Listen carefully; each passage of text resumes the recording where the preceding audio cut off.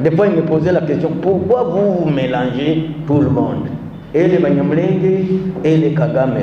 Je lui disais, moi, il n'y a pas un outil d'Asie, d'Océanie ou d'Amérique. Seulement, en psychologie du travail, on parle de répartition des tâches. Mais le soir, ils se retrouvent tous pour examiner quel est le bilan. Il est largement positif. On peut évoluer. On peut évoluer.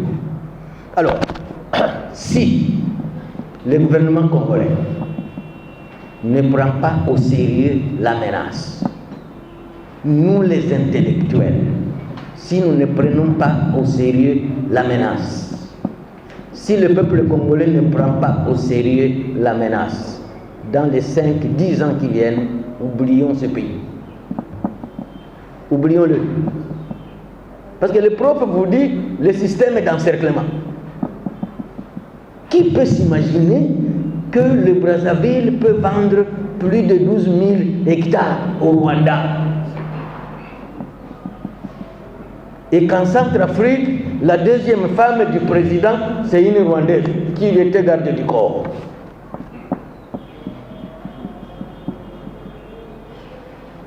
Il reste quel pays qui nous est plus proche, en dehors des deux là? Le Sud-Soudan est très loin. Le Sud-Soudan est très loin, c'est frontalier avec la Centrafrique. Donc, les deux pays les plus proches de Kinshasa et de l'Ouest, c'est le Congo-Brazzaville et la Centrafrique. Parce que j'ai dit toujours à mes frères, le professeur était à la CPGL, l'Est du Congo sur les 9 pays frontaliers regorge à peu près 5 pays voisins, la Zambie, la Tanzanie, le Burundi, le Rwanda et l'Ouganda. Brazzaville, 6e, Centrafrique, 7e. Il reste encore quel pays? Le Sud-Soudan et l'Angola. Or, contre cette guerre, et ça nous le disons à qui de droit, nous n'avons que 2 pays principaux pour nous aider. C'est uniquement l'Angola et la Tanzanie qui peuvent être de vrais alliés. Les deux là, tous les autres ne comptent pas sur eux. Regardez les AC qu'on a fait venir chez nous. On commence à les inviter dans une réunion, ils ne viennent pas.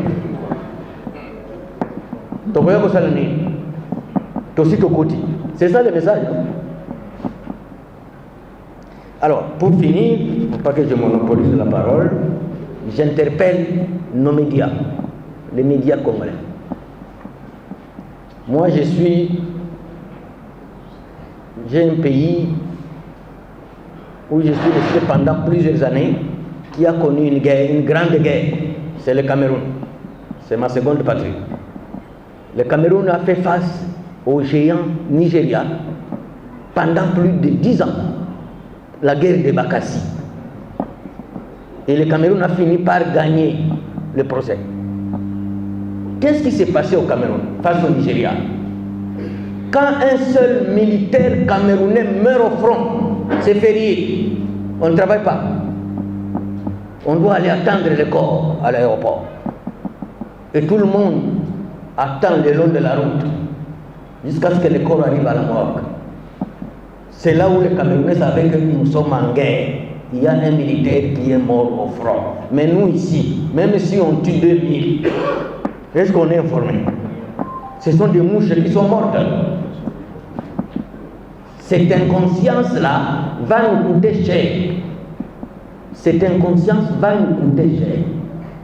Imaginez-vous, c'est un Camerounais qui prend 20 ans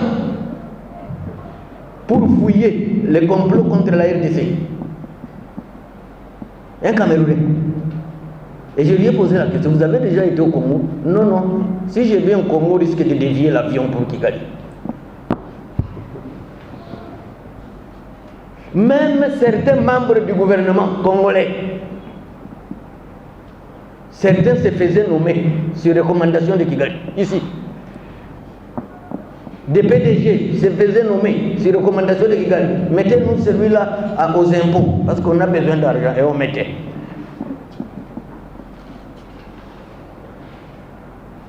J'ai un ministre qui, souvent quand il va chez moi, il dit à tout le monde qui veut l'entendre, Oh, Bitakwira n'exercera plus une fonction au Congo parce que lui n'aime pas les Rwandais. Oh. Alors moi je lui pose la question. Donc Félix ne nomme que ceux qui aiment les Rwandais.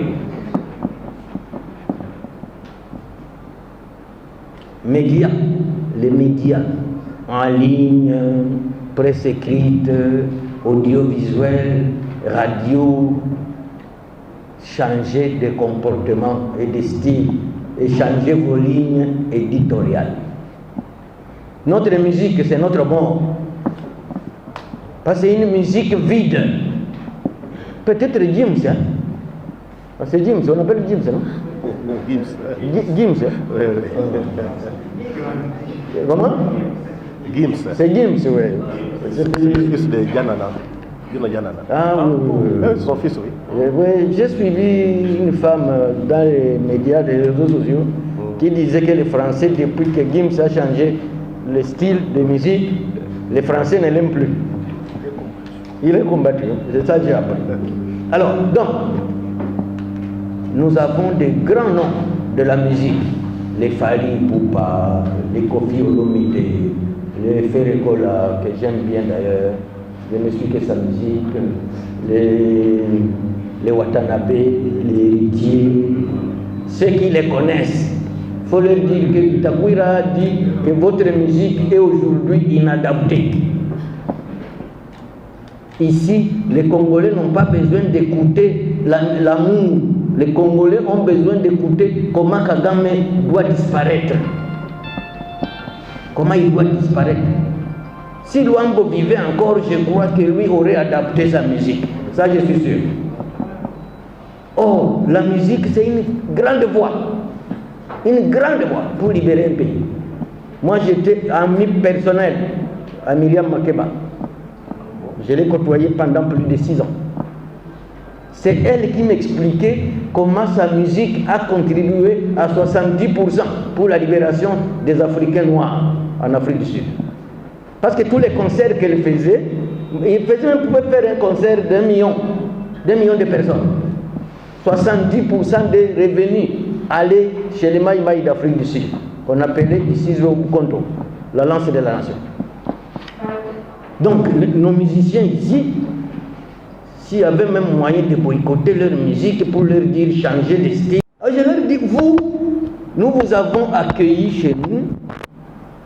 Tout celui qui n'a pas été accueilli dans une de nos familles, il ne sait ni lire ni écrire. Donc c'est nous qui les avons hébergés pour qu'ils étudient eux aussi. Quand l'AFDL est venu, le moment était venu pour exterminer tout le monde, même les familles qui les ont hébergés. Mais ils crient toujours, oh, il faut qu'il y ait la paix, il faut qu'il y ait la paix. Mais demandez d'abord pardon. Demandez d'abord pardon. Oh, sous le haut patronage de la présidence de la République, il y aura un forum à Bukavu pour la paix et le développement. Commencez par demander pardon. Au lieu d'aller déranger le président que nous voulons encore nous retrouver, demandez pardon d'abord. Parce que le pardon guérit, vous savez ça, non? Même pour les païens aussi demandent pardon. Mais eux, la plupart, tous sont des pasteurs, rebelles. Oh, il faut qu'on se retrouve, Demandez d'abord pardon. Les jours où vous demandez pardon, on va s'embrasser comme à l'époque. Et quand vous dites ce qu'ils ont fait comme mal, ils recourent à l'Union européenne. Il faut sanctionner Bitakwira parce que lui, il dit toujours ce que nous avons fait. Mais ils ne disent pas que c'est parce que j'ai dit ce qu'ils ont fait. Ils disent que c'est moi qui transmets le message de haine. Quelle haine? La haine dépasse la mort. C'est comme Hérode, on avait lancé un mandat d'arrêt international contre lui, qu'il a injurié. J'ai posé la question aux Belges, monsieur le Belge, entre l'injure et la mort, qu'est-ce qui est grave? Moi j'ai injurié, c'est bon. Et lui a tué. Qui est punissable? C'est comme ça que le 12 juillet 2000, c'est moi qui ai annulé le mandat d'arrêt d'Hérode. J'ai enfermé tous les Belges ici, à l'ambassade de France, tous dans les caves. Personne n'est sorti le jour-là, c'était un samedi. Et quand ils m'ont sanctionné, je leur ai dit, moi c'est seulement une simple sanction. Mais nous avons maté le mandat d'arrêt international. Vous me sanctionnez, pourquoi on va fermer vos comptes? Je n'en ai pas. On ne venez plus dans l'Union européenne, je n'aime pas l'avion. Vous me sanctionnez en quoi? D'ailleurs, vous me rendez plus libre. Moi, je n'aime pas l'avion. Le jour où je vais monter dans l'avion, c'est le seul jour que j'ai pris. Là, je me rappelle que j'ai risqué de partir aujourd'hui. Dieu prend mon âme en paix. Je n'aime pas l'avion. Alors, donc je voulais ici dire que l'inspiration d'Onana, j'ai demandé à Freddy quand est-ce que les livres vont venir, parce que les stocks est épuisé en Europe. Demain. Ça arrive demain? Ok, vous allez le dire. Il y a beaucoup de gens qui cherchent ce livre. Il nous faudra des conférences certainement des intellectuels, des étudiants. Pour le salut du Congo, ça c'est une sorte de Bible pour nous. Il y a aussi Matthieu dedans.